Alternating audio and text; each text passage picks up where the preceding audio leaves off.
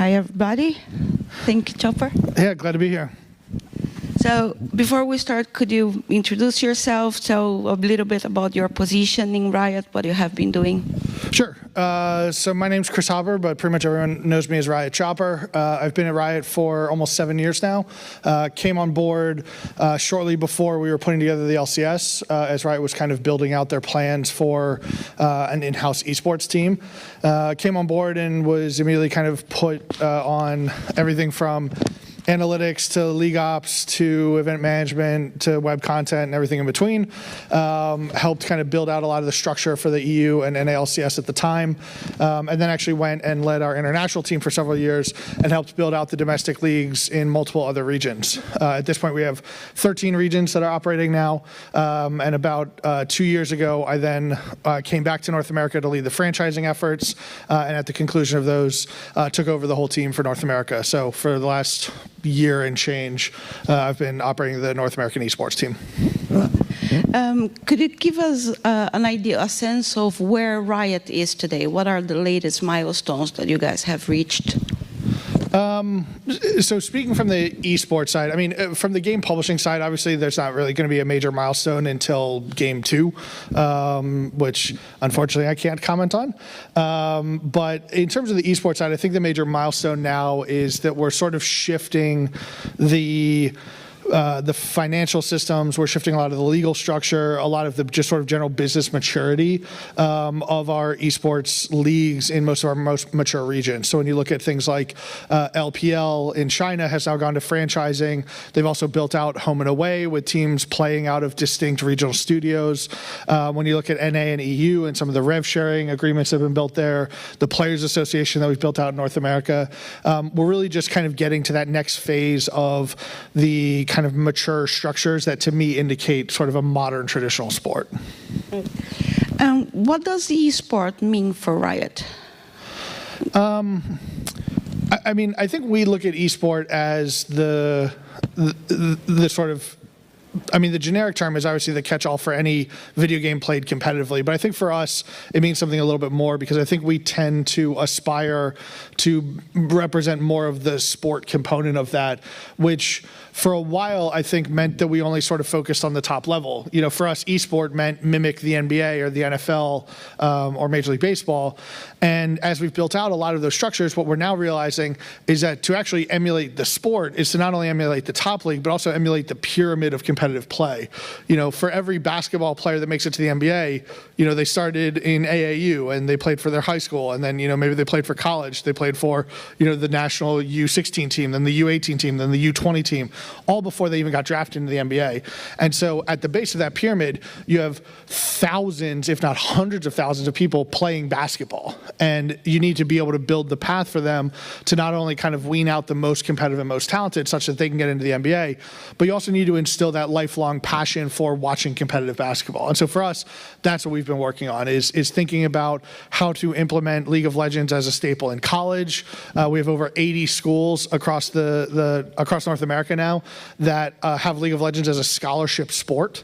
And we have something like 15 to 20 states that have now recognized League of Legends as a varsity sport for high schools. So we're really in the process of working League down into those competitive systems such that someone who's coming up can see a path of getting into esports, regardless of whether it means they're going to be, you know, the next pro on TSM. They can just see the path towards getting into the industry. I think you already kind of touched on that, but seeing from the business side, how Riot is working to make esports a sustainable structure, a sustainable business. Yeah, so that just comes down to working on two major fronts for us, which is sponsorships and then media distribution. The sponsorship side, I would say, is easier. I'll heavily caveat that with that that doesn't make it necessarily easy. But I'd say it's easier because we're building momentum there, I think, more quickly because it's a lot easier to demonstrate the value of a sponsorship or a partnership, especially with the creative ways that we can integrate brands into our campaigns in ways that they've experienced or emulated in a variety of other campaigns. So we bring on MasterCard as one of our global sponsors, and they made eSports one of their priceless events, part of the priceless events campaign, which happens in golf and tennis and all sorts of other sports. We brought on Alienware, and we're able to replicate a lot of things. We brought on State Farm, and they were able to sponsor our analyst desk just like they sponsor the halftime or analyst desks in other sports. So sponsorships, I'd say, are really picking up momentum now as you're seeing more AAA non-endemic brands who are interested. The bigger challenge for us has been content distribution, because right now there's a major disconnect between the amount of money that you can get for an ad watching, the NBA on TBS or TNT or whatever, versus what you can get for watching a League of Legends match on Twitch or YouTube. And the reason for that is because ad buyers have decades of experience of buying on linear and relatively little experience buying on digital, and so don't necessarily trust the value provided by running an ad. Now, what we're trying to do is raise awareness of what buying an ad on digital gets you, because the reality is that most advertisers are looking at an age group between 18 to 30, maybe 18 to 34, depending on product. For most traditional sports, that percentage of their demographic is something like 20 to 30%. NBA is usually the highest at somewhere around 30%. For us, that number is over 85%. So if you're really trying to target effectively with your ad solutions, you're really trying to go after, the cohort that is going to be making buying decisions that are going to affect them for the next decade or, decades plus, there's a really compelling value statement to be made for buying esports ads. That education and that behavior change takes time to kind of get through. And so I'd say that's the trickier piece, but definitely one of the big elements that we're working on now. Yeah, esports is a phenomenon, but it's a new phenomenon. Yeah. It takes time for people to understand. And taking into consideration what a big phenomenon esport is, I think you touched that a little bit, but could you elaborate a bit more on what makes Riot different in relation to esports? I think if you're looking at what made Riot different originally, it was the level of investment that the developer was willing to provide. There have certainly been team-based games, team-based competitive games that have, been incredibly popular and captured sort of a cultural zeitgeist. Halo, Counter-Strike, StarCraft obviously being a single player, but sort of had its team competitive environment. But none of those developers or publishers were really willing to invest that much in the ecosystem to get the esport off the ground. And the reality is that running an esport is incredibly expensive, because even now the money coming in from sponsors and coming in from content isn't usually enough to balance what the expectations of fans are for a high quality esport product. So when you're looking at the deficit that's going to be provided there, if you're a third party company that just does esports, it's hard to justify that. It's hard to look at that and not say, okay, let's put on multi-game events and sort of amortize costs over multiple and do things like, the MLGs and the IPLs of the world. Like that business model makes sense for them, but that business model is never going to turn, an esport into this like sort of catalyst for change like Riot wanted to. And so that's why Riot ultimately decided to take esports in-house back in 2013. There was just an awareness that on that current path, there wasn't going to be the structure or support for League of Legends through third parties as compared to what we could provide. And so, all credit to our CEOs and founders, Mark Merrill and Brandon Beck. Those guys knew what they were signing up for, and they were signing up for hundreds of millions of dollars of investment into esports globally. But without that, and without that investment, and without that, structure that they built, and the stability, the accessibility, the quality that they built out, there's no, not only is there no LCS today, there's no Overwatch League today, there's no COD World League today. All of that is predicated on the growth that I think came from that initial willingness from Riot to subsidize the cost of boosting esports. True. And you mentioned the academia, and in esports in Riot, you're working with everything from amateur to collegiate to the professionals. Could you please elaborate a little bit on how Riot is servicing each one of these levels of players? So we service as best we can given scale, I think is the real answer there. And when you look at the pro level, obviously we have an incredibly focused effort on maintaining quality and consistency across our pros. When you take the step down to academy, I think there's a degree of removal from our ability to kind of stay as invested there. And again, we're not trying to provide the same level of quality at every level, because then there's no differentiation. And we do want to always direct as much attention to the pro level as possible.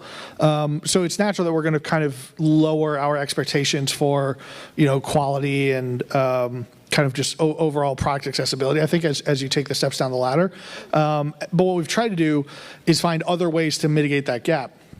So we've tried to use teams as broadcasters for Academy to give them a chance to kind of implement their brand a little bit and kind of have a little bit of fun with it. We've partnered with Play Versus for high school. We've partnered with the collegiate networks themselves for the collegiate play, so Big Ten Network and some of the conferences.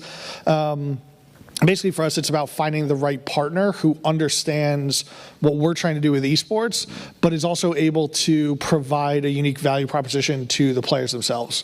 And so when we find those partners, it's a great extension of scale for us, and it allows us to go way deeper than we otherwise would be as just Riot.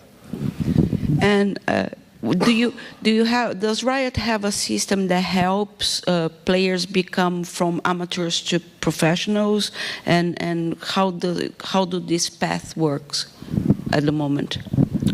So we don't. I would say we have a path or a process that helps players get discovered. Ultimately, for a player to be pro level, the first thing they have to have is pro talent, and there's not a lot that we could do that dictates that. As much as it might feel like a computer game is something that you can teach, I would say just like in the NFL, you can't teach size or you can't teach speed. You can't necessarily teach fast reflexes and communication, which are some of the core staples of league. So you have to have the kind of that core platform of skills. And once you have that, though, what our goal is to find ways to identify you and get visibility of you to the teams. And so that used to just happen from the competitive ladder, which for a while was actually a pretty satisfactory answer, because unlike the NBA, in the NBA, if LeBron wants to go and shoot threes as a practice or go practice full court, he's playing in a closed environment. He's playing against their practice squad. Joe Pickup can't go play against him on a court in LA. But the reality is that if you're good enough, you can play against Bjergsen and Doublelift and Afremu and all these guys at the top of the NA ladder, because their practices are in a relatively public environment because they play on the ladder. So it used to just be that if you were good enough and you were seen in those games, players would say to their managers, like, hey, we should go check out this guy. He seems to be pretty good. He just dumpstered me in my last solo queue game, so maybe let's check him out. The reality is, though, that only works so far, and only to the degree that players are kind of paying attention. And so what we wanted to do was create a couple more structures that ensured a little more consistency in identifying those top players. So one thing that we did was we built out what we call scouting grounds, which is essentially our version of kind of an NFL combine for academy talent or for amateur talent, where the top 20 unranked players on the ladder, the top 20 unaffiliated players on the ladder are invited to LA. We sort them into teams. They each get an LCS coach. We do some media training with them. They play through a couple of sort of mock tournaments, and the LCS teams are watching the whole time. And then at the end of it, LCS teams can actually pick up those players directly from the experience, and they usually add them to what we call their academy teams. When we built out franchising, we required that every LCS team have what we call an academy team as well. It's sort of baseball minor league system where players can flow between the two rosters.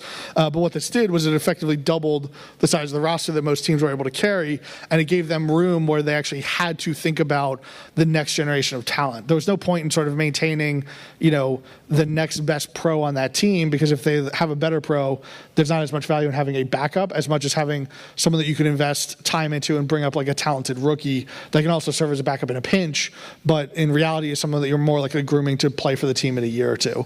And we've seen this actually have a lot of success. Several players from scouting grounds were put onto academy, and then later that year actually appeared in our world tournament last year, and teams have been utilizing the players a lot more, sort of swapping in and out. So we've been really happy to see, the number of academy players who get pro time and pro experience grow over the last year or so. What has Riot done to help pro players be listened? How has Riot helped the players have a better voice when talking about their issues, their challenges? So from the very beginning, we always understood that the pros are the show.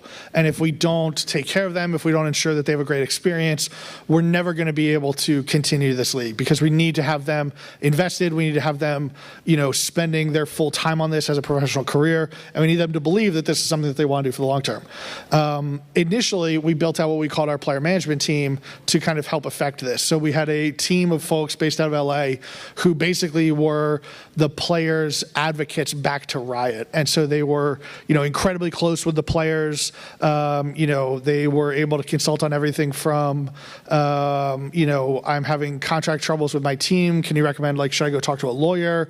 They would help them with, I'm getting, I have fans who are harassing me for autographs. How do I handle that? All sorts of crazy social issues. The stories that team can tell, I'm sure, will make it into a book someday. But basically, we created those to be a combination of sort of allies and advocates for those players, and in some cases, dependents for those players, where they could really rely on them for whatever they needed. Over time, we've not only kept that team, but we've also built out what we call the LCS Players Association, which is effectively the precursor to a players' union. It's a legal body that has been created to represent the voices of the pro players in North America. Now, the difference between that and a union is that currently Riot is paying for it.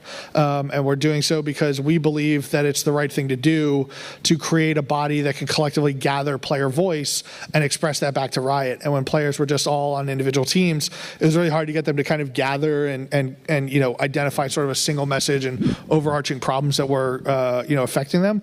But now that we created this third party that doesn't report to us, it reports to the players, and it's led by a guy named Hal Biagas, who helped develop the NBA Women's Players Association and help them unionize. It's really kind of a new structure to that quest that we have to continue to give players voice until they're ready to unionize and kind of take that greater legal voice that they have the right to. They just have to kind of be ready to take control of that organization and self-fund and a couple things there. So until they're ready to do that, until they're ready to kind of make that collective move, we're happy to fund this first step in their own kind of organization just to make sure that we get to hear their voice. And what do you believe needs to happen for esports to keep growing? I think if nothing else changes, esports will continue to grow for years to come, simply from the fact that the percentage of the population that grew up with a console is going to continue to grow up. I mean, from folks who were born in the mid 80s right now is really kind of the first generation that has gaming and video gaming as kind of this ubiquitous hobby, and largely, it's the generations prior to that view gaming as sort of this wasteful hobby. I mean, how many people that played games had their parents tell them, don't play any more games, where's it ever going to take you? I personally love lording that one over my mom every holiday break. And, the fact that you can now look at games as something that can get you a varsity letter, something that can get you a collegiate scholarship. It doesn't matter if you're pro talent, you can get into the industry in such a variety of ways that I think you're going to just see a much more consistent appreciation and acceptance of gaming. And as long as that continues to spread, esports will take off, because everyone always wants to appreciate mastery in their chosen hobby. They want to always see, it doesn't matter whether you like playing soccer or you like baking cakes. There's the World Cup and there's the British Bake Off. There's something that shows you mastery at all levels for whatever it is that you love to do. And esports is no different. It just says, this is truly the best at this thing that you love. And so as long as gaming continues to grow and just be more accepted population-wide, I think esports is primed to take off with it. And I will ask one last question now, let the audience ask. For the developers that want to work with esports, what advice would you give them? Start saving. I think it depends on what your goals are as a developer. I think if you're a AAA developer, if you're the EAs, you're the Riots, you're the Activision Blizzards of the world, the goal there and the way to get involved in esports is to listen to your players and see what it is that they want, and to, I think, not make assumptions. I think assuming things about esports has really hurt the development of several titles recently, where they came out and and they sort of were presumptive esports, and they sort of built in that fashion, but that wasn't necessarily what the community asked for. That wasn't necessarily the level of commitment that the community wanted, and so it ended up kind of being a wasted investment, and it took it away from the normal avenues of game promotion that I think a lot of games could benefit from in terms of, the more social elements, the more casually competitive elements. So focusing on a game as an esport before it even launches, I'd say is the place to stay away from. Listen to your players, see what they want. I think for indie game studios and sort of smaller game studios, the opportunity is actually even more fun because there's so many tools being built right now to facilitate esports at scale really cheaply, that it's about looking and trying to find the right partners and again listening to what your players want, but really kind of being more open to the idea that effective partnering can go a long way for indie games, much farther than it could 5 or 6 years ago. I always joke that esports kind of ages in dog years. We went from not having an esport to being a franchised revenue sharing free agency baked in esport in 7 years.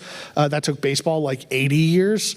And so I think, just the same for, indie game developers, there's so many tools that have been built now that weren't even built a couple of years ago to facilitate competition, to facilitate, record sharing, to facilitate, visual sharing of different kind of game content. There's just a lot of really cool stuff out there. And the key is to just find out how your fan base wants to experience that competition and then, facilitate that and just keep listening. Thank you. I will, technically I exploded the time, but Dave, okay. We can at least give time for one question if you guys want to ask something. I'll bring the mic here. I think the major trend with monetizing spectators of esport has been franchising, and I understand that a lot of the new team owners are from sports, traditional sports, but it seems like so far franchising has been trying to find your team identity in a location or region as your home for your team. Do you think that fits esports well, and do you see 10 years from now that most franchises will be built off location or other types of identity? So that's a really tricky question. And the way that I like to think about it is there's a difference between geolocation and geoaffiliation. Geolocation to me is true home and away. So think NFL, there's a team in every city, they travel back and forth. Geoaffiliation, I think, is kind of an interesting hybrid where you have teams that are affiliated with certain locations but don't necessarily play out of there, or they don't play out of there all the time. Like the Homestead weekend that Overwatch League did a couple weeks ago is a good example of that. You can have a lot of fan support and sort of local presence without having the teams play there. The reality is that putting teams into a city and having them travel back and forth is incredibly expensive and not necessarily as lucrative as it is for traditional sports. Because for the NBA or even the NHL or something, when you think of like NBA and NFL are like so distinct in terms of revenue per customer that they get, that the more apt comparison is usually NHL or MLB or MLS for esports. And they're still driving way more revenue per home event than we are because every game they're showing is like 20,000 people in attendance. Even for like crappy teams, they're still getting 10,000 plus. I'm not sure esports can command that on a week in, week out basis in a given city yet. So I think there's still room to grow. Also, when I think about the LCS and the teams that we've built here, they were created in a world without geographic border. When you think about baseball or football, every team there was created with a geography attached. The Phillies were born in Philadelphia. Like that's just how they came about. TSM was not born in the Bay as much as like it might have thought that like TSM was born globally. And to try and now impose a geography on that can be really tough because I don't know what to say to the TSM fan in Boston if we assign New York as TSM's regionality. And they say, well, I hate New York in every other sport. What do I do about my favorite team now? So there are certain esports that were born with geographies, Overwatch League being the prime example of that, and I think that's why they've had a greater success with it. Imposing it artificially on leagues that have already been in establishment is a much trickier question, and I think there's ways that we can get to the benefit of geo-affiliation or location, specifically fan-based development and local sponsorships, without necessarily paying some of those more complicated prices. Thank you. We're going to have to leave it there. Yeah, thank you very much. Thank you, Chopper. Thank you. Thank you guys.